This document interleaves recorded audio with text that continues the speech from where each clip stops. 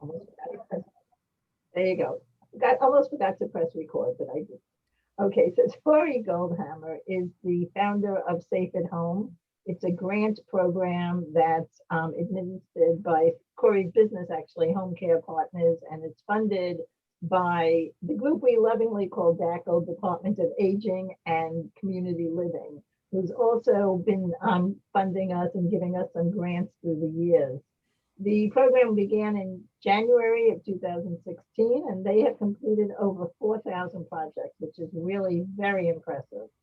And that's, working with seniors in DC to help make their homes safe. Tori's been an occupational therapist for over 20 years. Tori was one of the first professionals that I met here in DC when I started at Georgetown Village. Tori, as I mentioned, created the Safe at Home program. She's also worked in multiple rehab settings, and her own practice was started in 2018, specializing in working with people in their homes.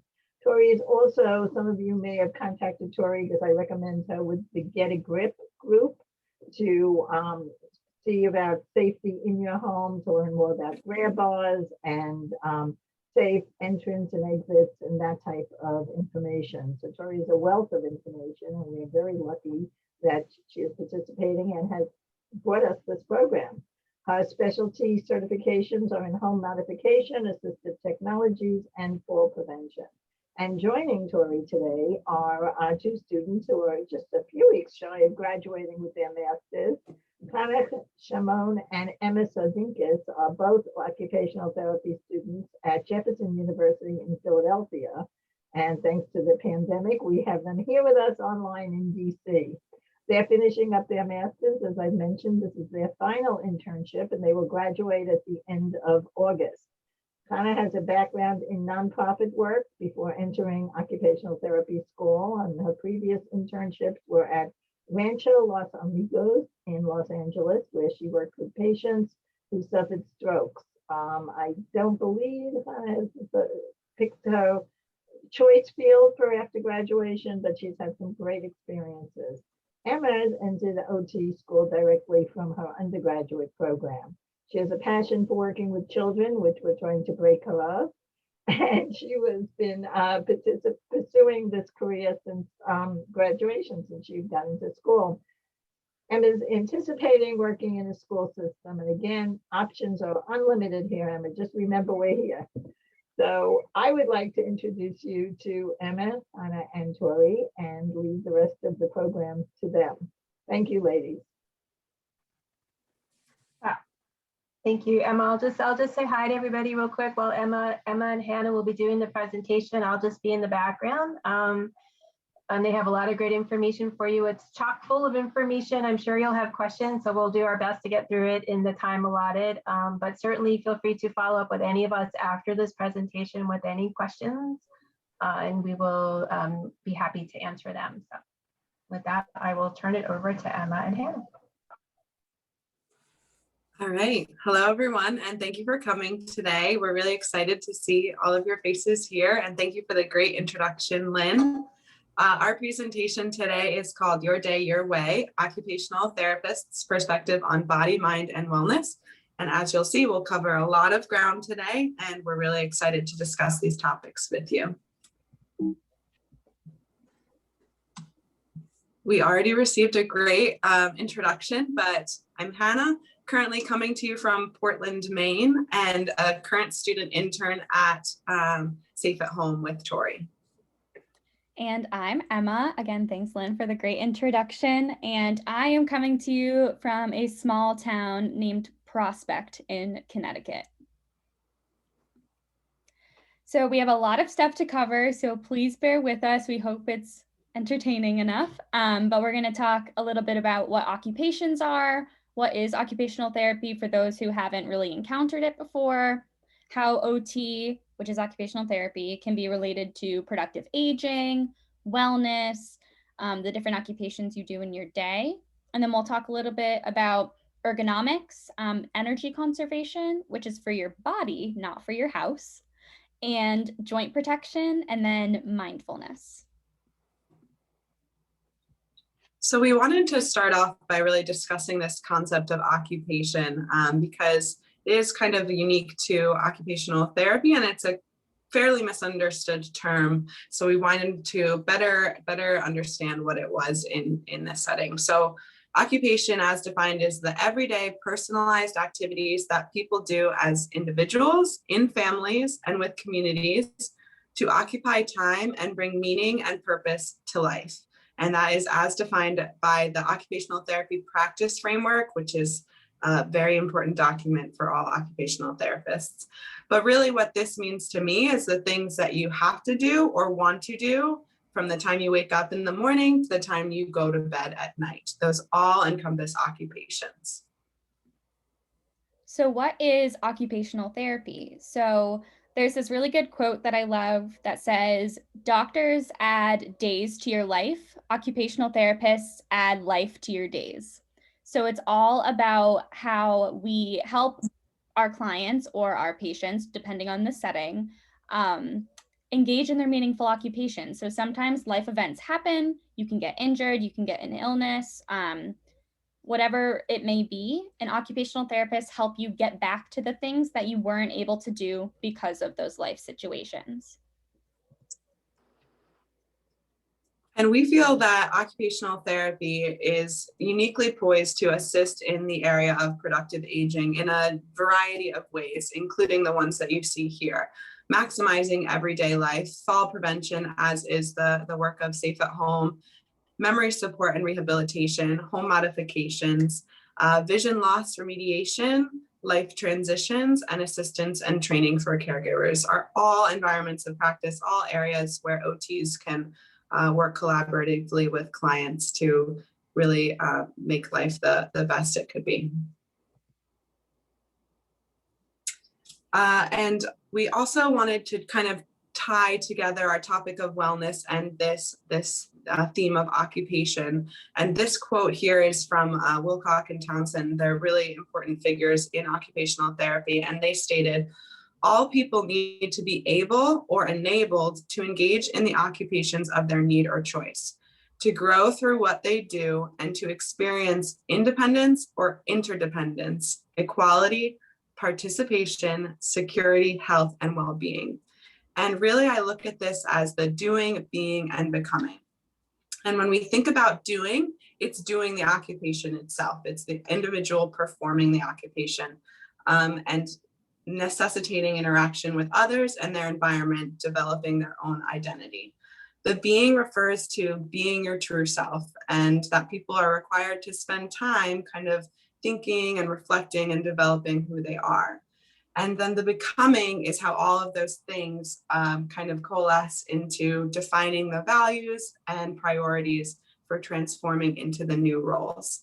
And when we think about wellness, we can think about it as kind of a dynamic balance between these three areas, the doing, the being, and the becoming. So now we want to hear from you all. So if you can open up your chat box feature, we want to hear what occupations are meaningful to you.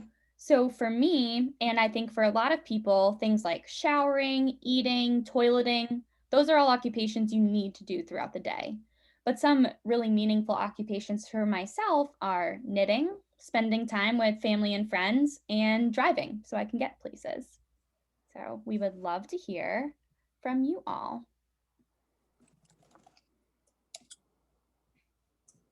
And I can't see it because I'm presenting, but I don't know, Hannah, if you want to list off some things people are saying. Yeah, we have playing my bass guitar. We have knitting and reading. So you have a knitting peer in the group, Emma.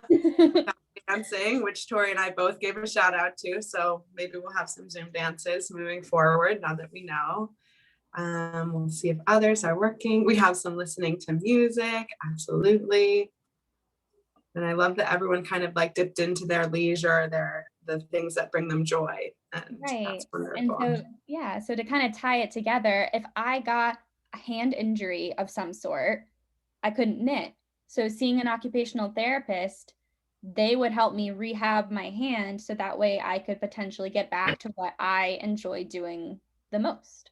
So that's just kind of to like give an example.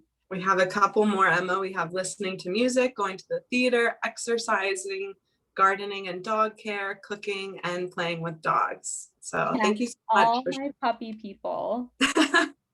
and biking and tennis and walking and food shopping. Food shopping will be Oh, important. keep that in mind. All right, so now we're going to talk a little bit about mindfulness because this kind of sets the groundwork for our entire presentation. So we're just going to watch this quick video. It's kind of funny, but the message is really good.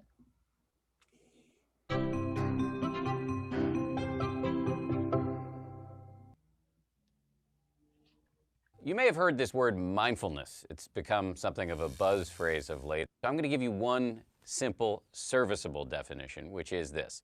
Mindfulness is the ability to know what's happening in your head at any given moment without getting carried away by it.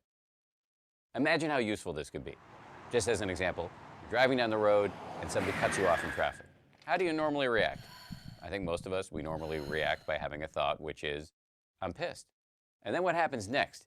You immediately, habitually, reflexively inhabit that thought. You actually become pissed. There's no buffer between the stimulus and your reaction.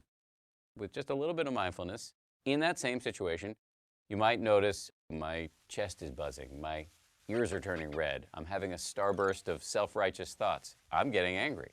But you don't necessarily have to act on it and chase that person down the road, screaming at them with your kids in the back of the car thinking you've gone nuts.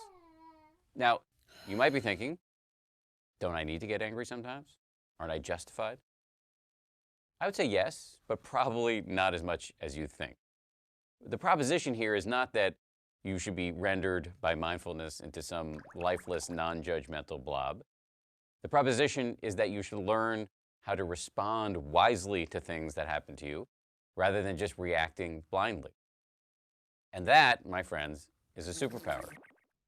How do you get it? The way to get it is through meditation. I believe that meditation and mindfulness are the next big public health revolution. In the 1940s, if you told somebody you were going running, they would have said, who's chasing you?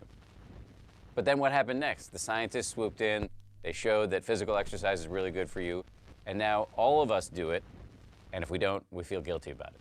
And that's where I think we're headed with mindfulness and meditation. It's going to join the pantheon of no-brainers like brushing your teeth, eating well, and taking the meds your doctor prescribed for you. Let me just close by saying, mindfulness is not going to solve all of your problems. It's not going to render your life a nonstop parade of unicorns and rainbows. Nonetheless, this is a superpower, and one that is accessible by you immediately.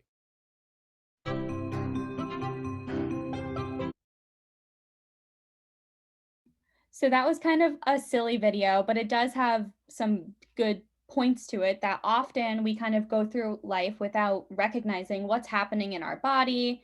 How can we connect ourselves to what we're doing? Sometimes we just mindlessly go through the motions of the day, doing the things that we need to do. And at the end of the day, we don't even remember half the things we did because we weren't even thinking about it. And at least that's me. I don't know if anyone else can relate to that. But so OTs can incorporate this concept of mindfulness when we're helping people engage in their meaningful occupations.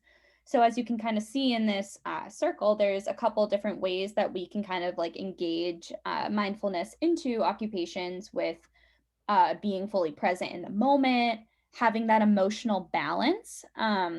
Like the video said, you're justified to feel angry, sad, whatever you're feeling, but that doesn't mean that you need to have one emotion all the time. Joyfully participating in your activities, so actually feeling a sense of joy, feeling a sense of bliss as well, feeling at peace when you're doing the things that you love. And then also being a non-reactive observer. So just kind of going back to that video, when you feel yourself getting mad, observing that about yourself. When you feel yourself starting to overreact about something, recognizing that about the situation. And so there's this concept called flow. And it's have any of you guys, when you're doing something that you really, really love, all of a sudden 5 hours have gone by and you have no idea where the time went, but you were just doing this thing for so long. Like this happens to me when I'm knitting, which is kind of corny, but like I'll be knitting, and then all of a sudden, bam, it's 3 hours later and I have no idea where the time went. That is this concept of flow and being mindful.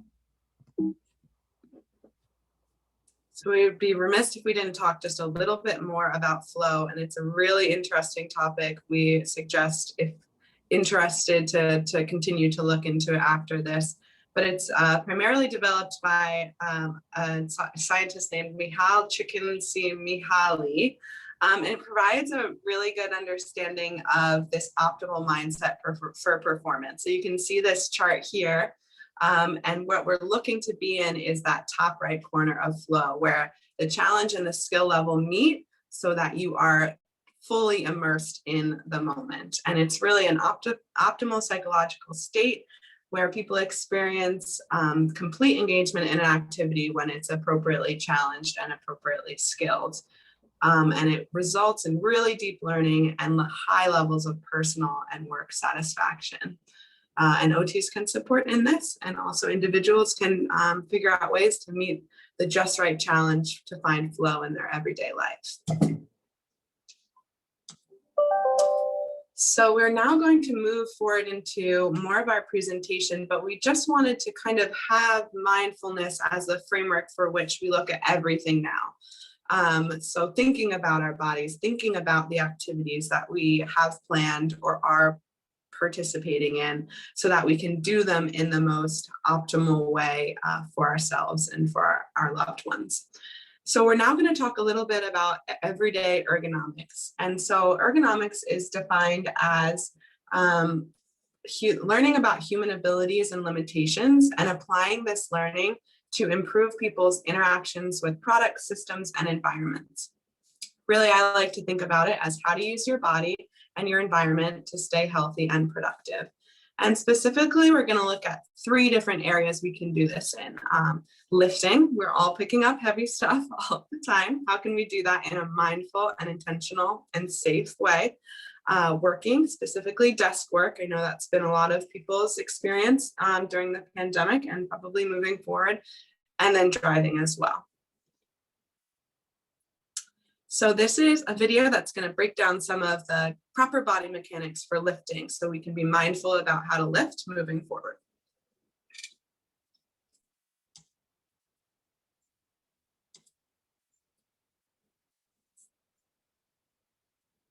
This is Bob. Why does Bob have bad back problems? This is John. John doesn't have back problems.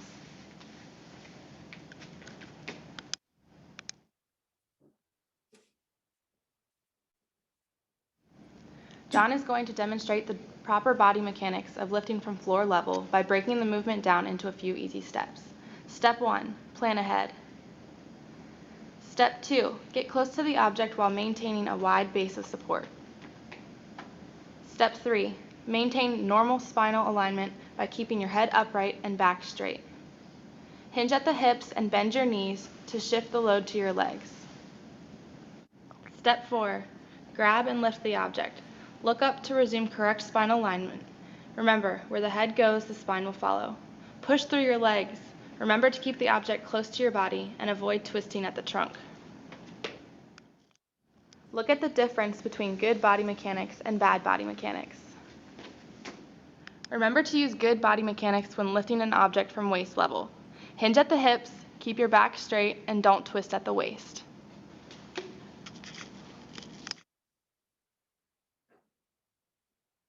So just thinking mindfully about that, I know that even someone who's been trained in this in school and who's thinking about my body mechanics all the time, I still don't bend my knees and don't lift in the right way unless if I am connected to the act that I'm doing and I'm being mindful about my body positioning. So really thinking about that.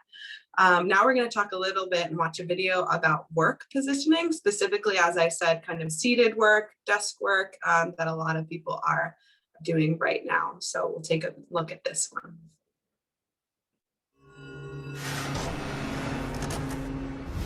Most office workers spend long periods of time at a desk, seated in the same position for many hours. The health risks associated with prolonged sitting are made worse by poorly designed workstations that can lead to musculoskeletal disorders and repetitive strain injuries. To avoid these issues, consider the following safety tips and ensure that your workspace is ergonomic. Make sure your desk is at the right height. Ideally, a person who is 5'1" should be seated at a desk that is about 24 inches high. For every 3 inches of worker height, the desk should be another inch higher. This means a person who is 6 feet tall should work at a desk that is 27 inches high. Make sure your chair is the right size for you. It may be an ergonomic chair, but if it's too large, your back can't engage with the backrest. If the seat is too small, you tend to perch on the edge of your chair. If the seat is too large, it may catch you in the back of the knees, compressing the nerves and blood flow. On a chair that's too large, the armrest will not be where your arms are naturally placed. You will sit between the rests and not receive the support that offloads the arms and shoulders. Make sure to use the mouse properly. Instead of moving the wrist back and forth when moving the mouse, you should use the forearm, keep the hand straight, and pivot from the elbow. The hand should be in neutral, in line with the forearm, and the forearm should be parallel with the floor. You should not extend the wrist so that it is bent sideways in an upward position or in a downward flexed position. When a workstation is set up properly, your feet should be flat on the floor. In some cases, a short person may have the chair raised to accommodate the height of the desk, but this means his feet don't touch the floor. In such a situation, it's important for your employer to provide a footrest to support the feet. Glare on a monitor can cause eye strain and symptoms including headaches and blurred vision. While most new screens have anti-glare properties and are better at reducing reflected light, glare remains a problem for many workers. Part of the solution lies in proper placement of the monitor in relation to light sources. Make sure there is no window either right behind or right in front of the screen. Ideally, the desk should be perpendicular to a window rather than parallel to it. Tilting the screen is also helpful. You can also reduce glare with blinds or curtains, a screen glare filter, or task lighting that will not reflect onto the screen. For more safety tip videos, subscribe to the Safety Tips for Workers YouTube channel. So now we'll give everyone, 10 seconds to properly align their seating positioning. But really great tips. And I know Emma and I have been working remotely and doing a lot of computer work, and I am here sitting with a window glaring on me, but just simple, easy things that could make work from home easy and make that load on your body a lot easier as well. Finally, we're going to just look at driving, and this is going to just correct this man's positioning so that it's sort of in the optimal position for driving and for comfort.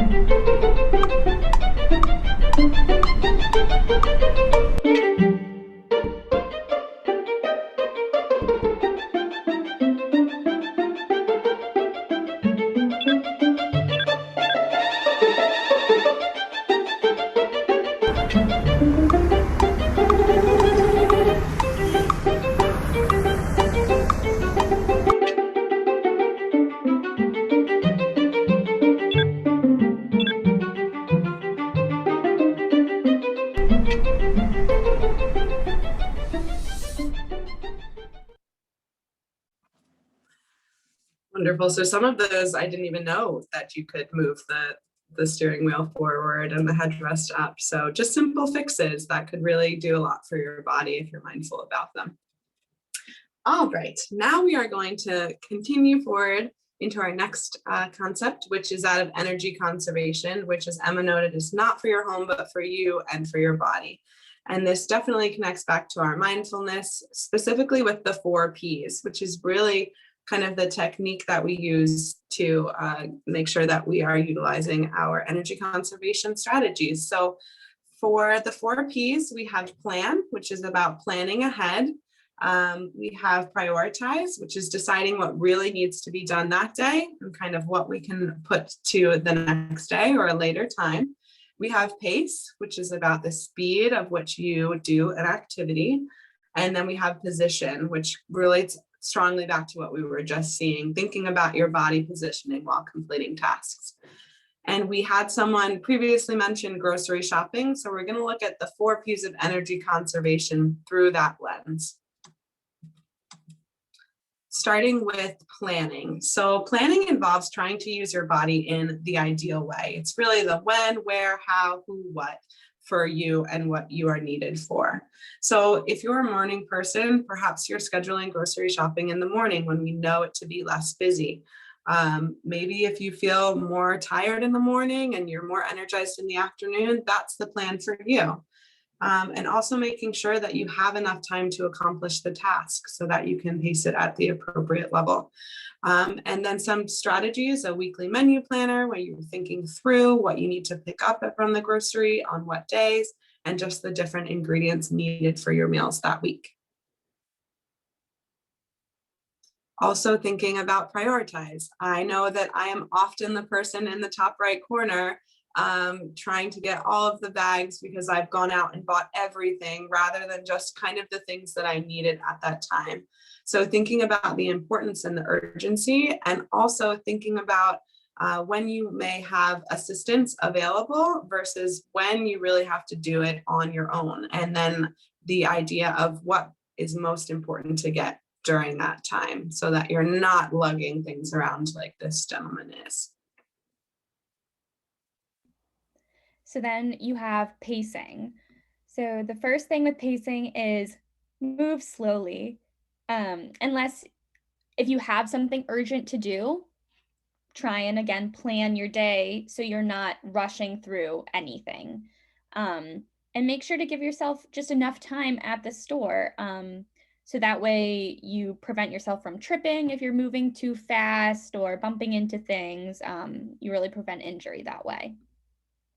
Also, take rest breaks, similar to driving. Even if you're only in the grocery store for 15 minutes, just really think about how long you can stand without getting winded, how long you can stand without getting tired, and incorporate rest breaks, whether or not there are benches in the grocery store or this man in the picture using a rollator, assistive devices. And also they have the scooters in grocery stores that you can use, even if you're just standing and taking a few deep breaths and again, being mindful of what you're doing. And speaking of mindfulness, be mindful and think about what you're doing. So whether that is just thinking about, okay, this is how the store is set up. I'm going to make my list in the order of aisles. So that way I'm not going to all the different places in the store multiple times.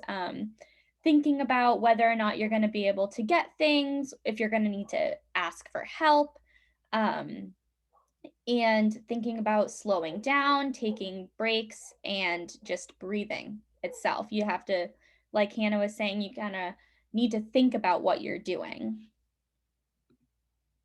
And so then lastly, with positioning, this is kind of an optical illusion. I genuinely thought this man was standing in the cart. He is not, but it still brings out the concept of position yourself in a safe way. Try and avoid things that are on high shelves. Ask for help. That's why the grocery store attendants are there to help you get things that might be in a weird position.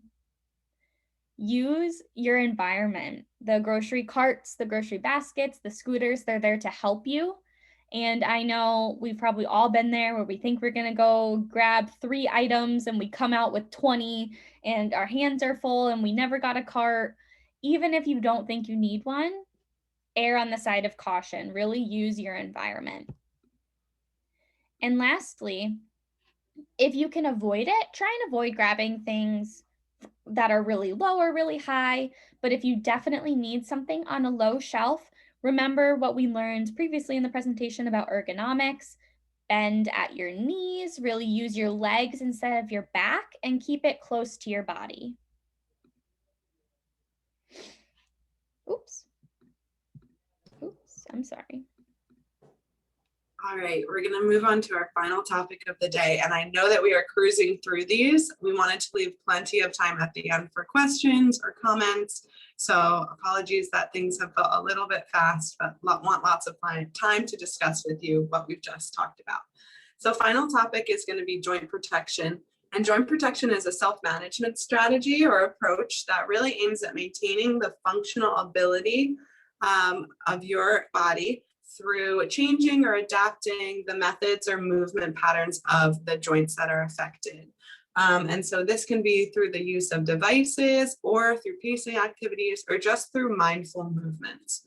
So we're going to see a video that has some great music. So hopefully we'll have Tori dancing or anyone else. But this will really just show images of the do's and don'ts of joint protection in everyday actions.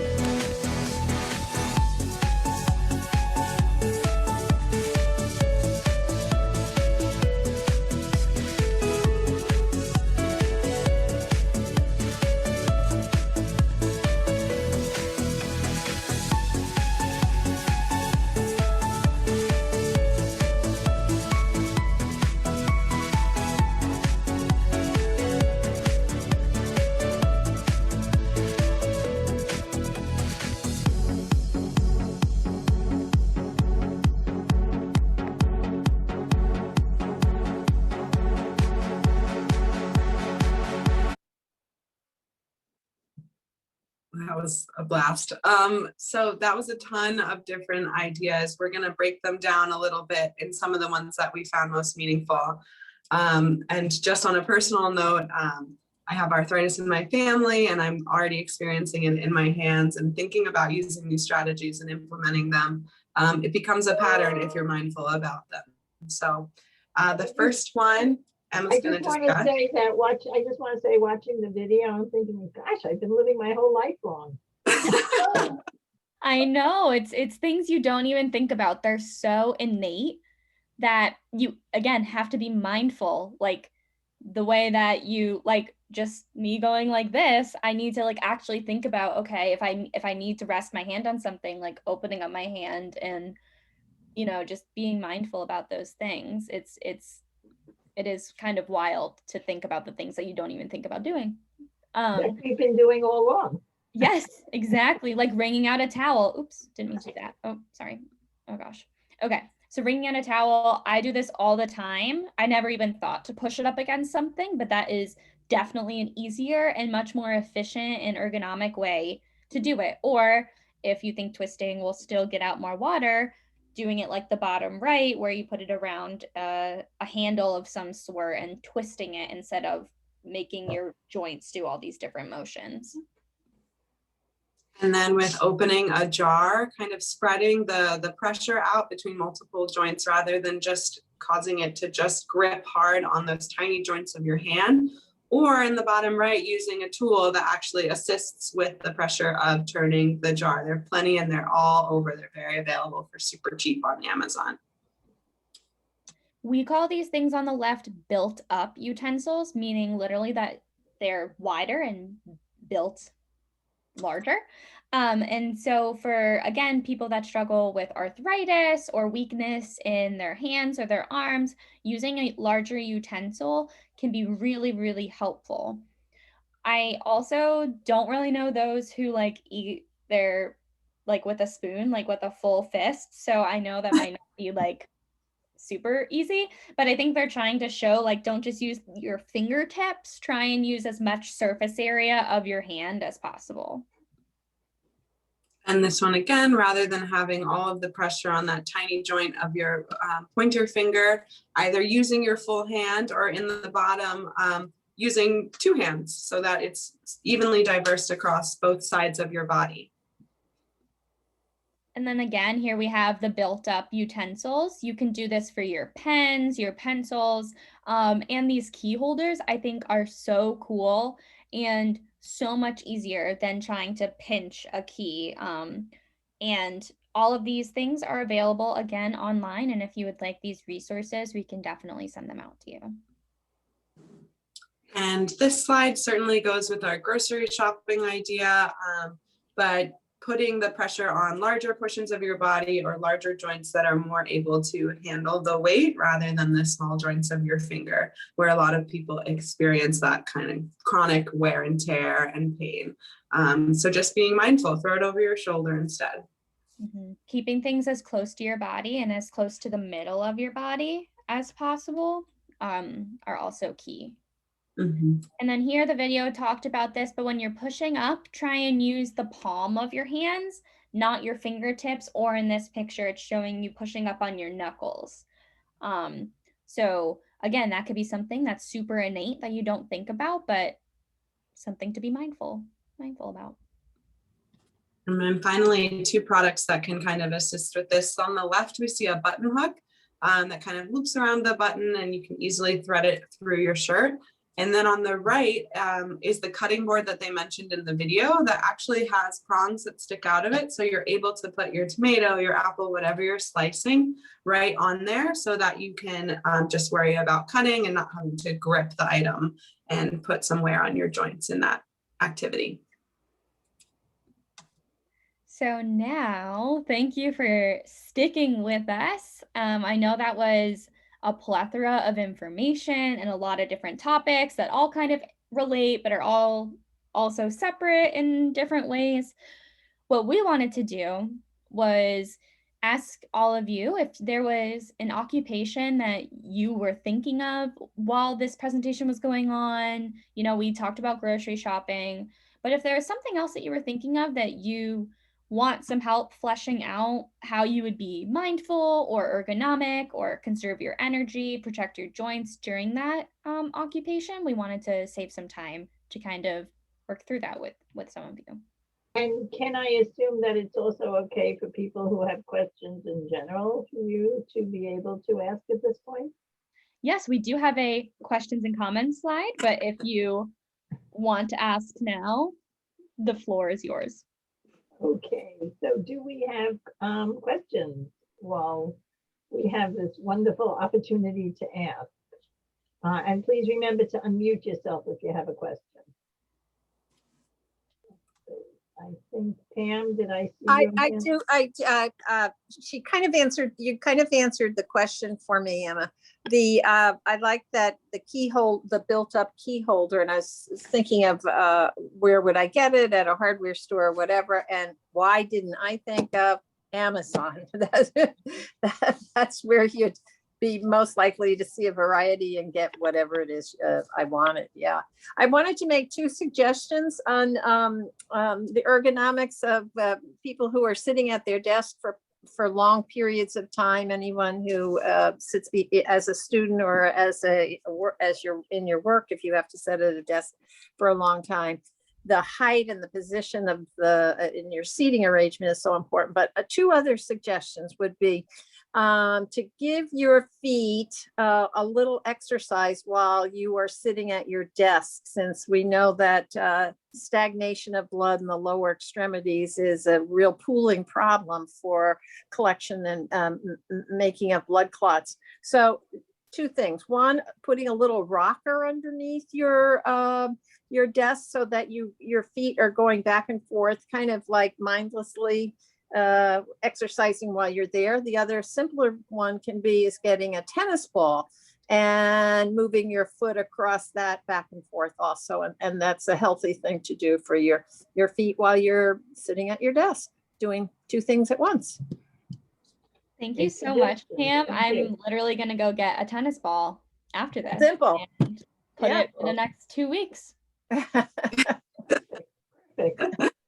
let me just say that if you do go on Amazon to look for any of these gadgets, don't forget to delegate Georgetown Village as your for Georgetown, for the Amazon Smile account. So it doesn't cost you anymore. We get a bit of a donation. Just very good. Bringing it up. Thank you, Lynn. Tony, I think I saw you had a question. Yes, I sort of, some of the things you presented make me think we're just kind of accommodating to the situation. I still want to get stronger. I brought up bicycling, not because I'm a great bicyclist. I don't go any long distance, but I'm trying to bike up a hill, and I find that, you know, I'd like to be able to get a little further every couple of days, but I find that I'm not getting any stronger, even though I keep trying to do it. Do we have to give up getting stronger when we turn 80, for example, or 75, or whatever people are? We should be somehow, do we need a trainer to do this? That's my question. This is Tori, Tony. No, I agree with you. Yes, you don't have to give up on those things at all. I think the idea of the presentation, while you're still working on those things, and while you're maybe working with a personal trainer or a PT on some very specific things, is again just to be mindful. So even though you're still trying to get stronger, you're still going to maybe pay attention to your body position on the bike, for example, or you know, how you're feeling that day. If that day is not a good day for some reason, maybe not pushing yourself quite so far. So it's not so much that you should give up on those things, but just again, maybe just being mindful of your body and of the environment, but certainly not giving up on them at all. No. Tony, when I have, you know, I've done a lot of biking in the past, and all over Europe, in fact, and I find lots of times I would not be able to get up some of the hills. And so what I would, it's how you mentally approach things like this. It is, I would then laugh at myself and say, okay, now I'm going to get off the bike. I'm going to walk up the hill and I'm going to categorize this as cross training. Right? Walking is Right. good for you as biking is for you. So when I would see a big hill, I get daunted by them. I just get off and cross train. But the idea is how you think about it in your own mind. You're doing great, Tony. Pushing yourself out there, doing that exercise is wonderful. Outside, somewhere someone said to me that when you're exercising outside, you get twice the benefit. I don't know if that's true, but I like to think of it. Also, Tony, and Let me just expand my. Go ahead, Tony. Wondering what time of day people exercise.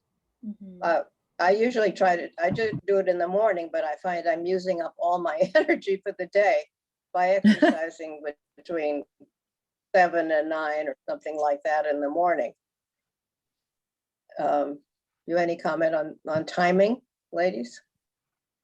Timing is, and this is going to timing for. Sorry. I presume There might be a everybody tries to get some exercise. They always say not 2 hours before bedtime. Let your body settle down. So that's only an avoidance a suggestion I have. Avoid exercising 2 hours before bedtime.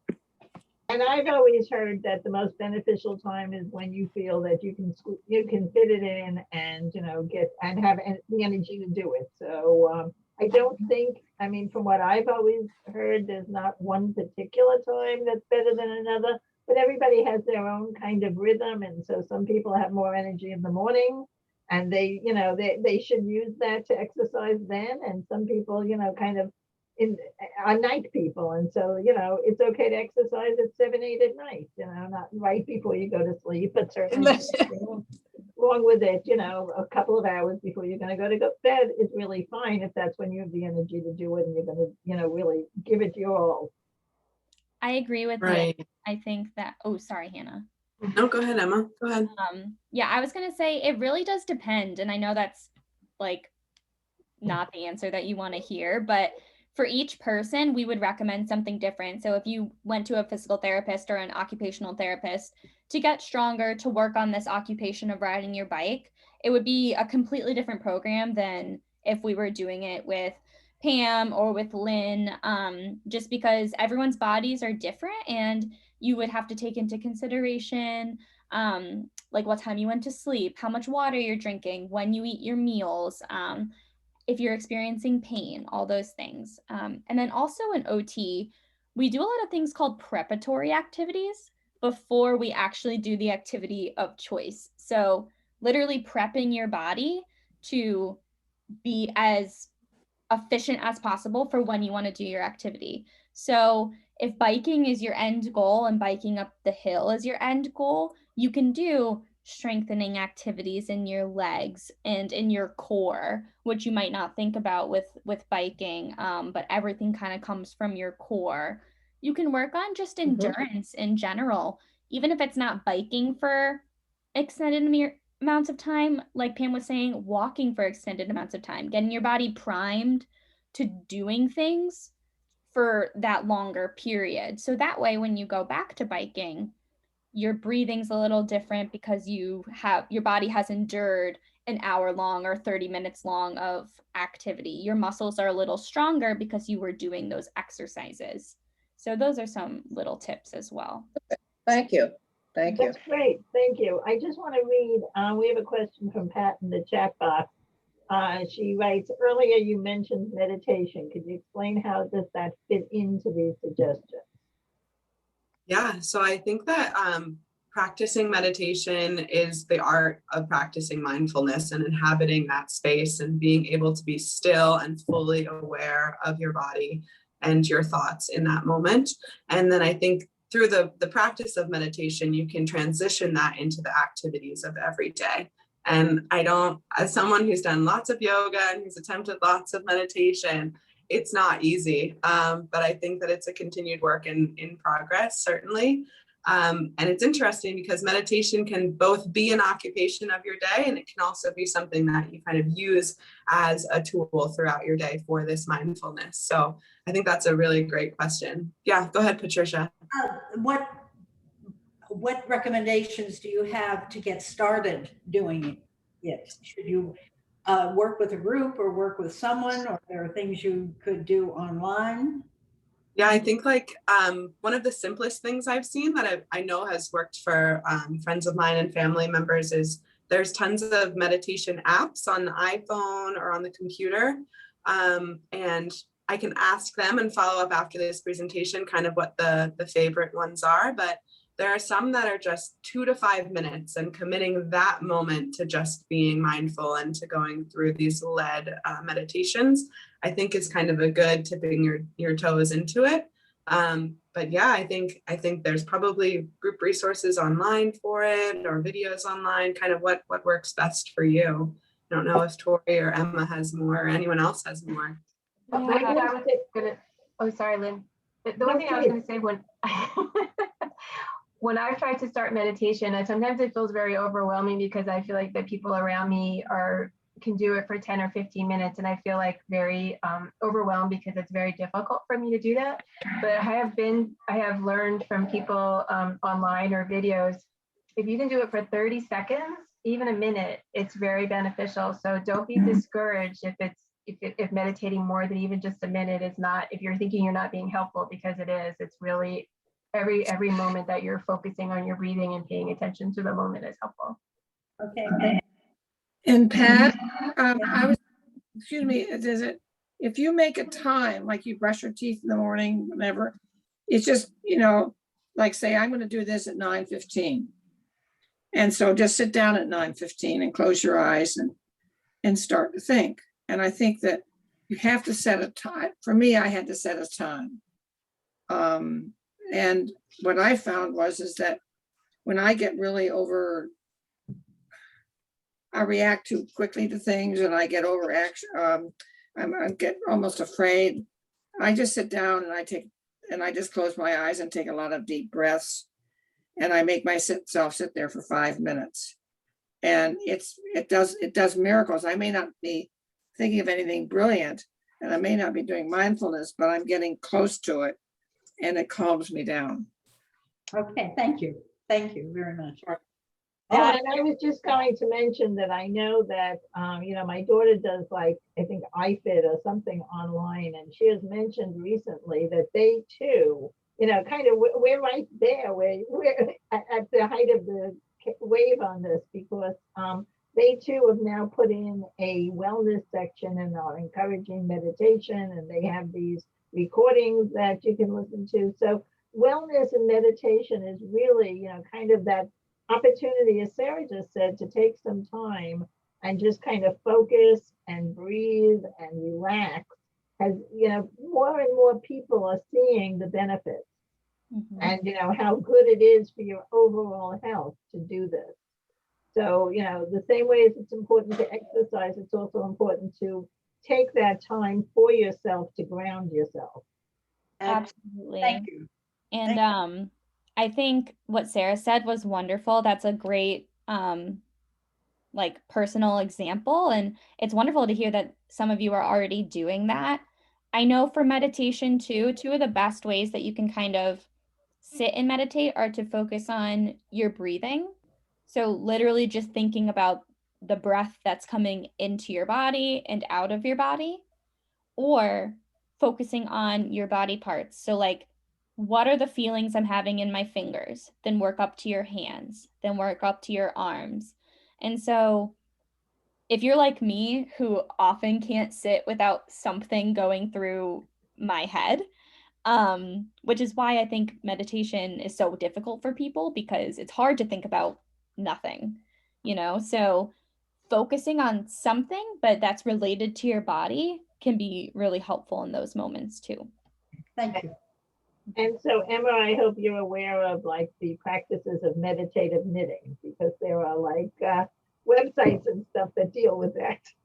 Wow, I actually never knew that. I have to look into that, because that sounds like something I should be doing. Great. Well, this has been really a fabulous presentation, and I thank you for all the time and effort. Clearly, you put a lot into this, and I know we'll get a lot out of it. Not just those who have attended today, but those who view our recordings. I guarantee you, we put out a weekly email blast with links to the programs from the week before, and I know we're going to get a lot of hits on this. So I thank you. I thank you for sharing. I thank you for your time. And Tori, I thank you for this great idea and for bringing us these wonderful students. So thank you all. And there's contact information. And I just want to point out that Hannah also put in the chat box so you don't miss the names of two meditative phone apps, Headspace and Calm. So if that's something you're interested in, those are both phone apps that Hannah's already shared with us.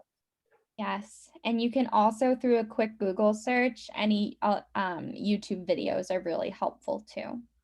Right, right. Mm-hmm. Okay, are we ready? Thank you all. Thank you. Thank you very all much. No This problem. was a pleasure. Bye, y'all. Thank you. Bye-bye. Bye.